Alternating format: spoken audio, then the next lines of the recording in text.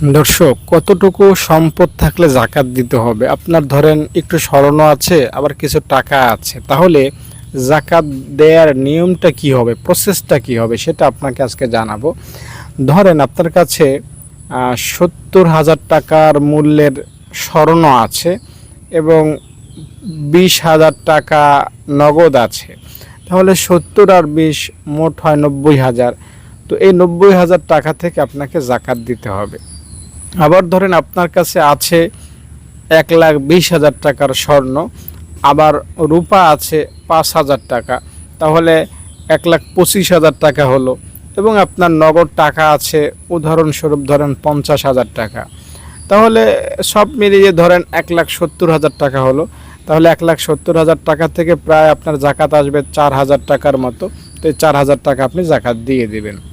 মোট কথা, আপনার সমুদয় সম্পদ, সব সম্পদ কোনটা কয় টাকার মূল্য ওইটা হিসাব করে ক্যালকুলেটর করবেন, তারপর সেই হিসাব অনুযায়ী আপনি জাকাত দিবেন। যদি আপনার 1,00,000 টাকা হয় সব সম্পদের মূল্য, তাহলে 2,500 টাকা দিবেন। যদি সব সম্পদের মূল্য 2,00,000 টাকা হয়, তাহলে 5,000 টাকা জাকাত আপনি দিয়ে দিবেন।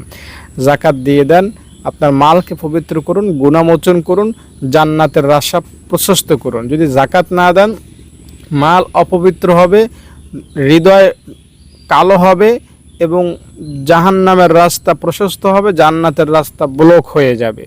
তাই জাকাত দিয়ে দেন, কারণ এই সম্পদ আপনি ভোগ করতে পারবেন না, হয়তো কালকেই মরে যাবেন, সম্পদের জায়গা পড়ে থাকবে, আপনি চলে যাবেন।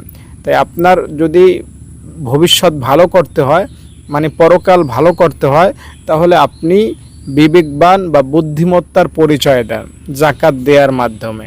2 টাকা জাকাত আসলে 2 টাকাই দিবেন, একটুও কম দিবেন না। একটু কম দিলেও কিন্তু জাকাত আদায় হবে না।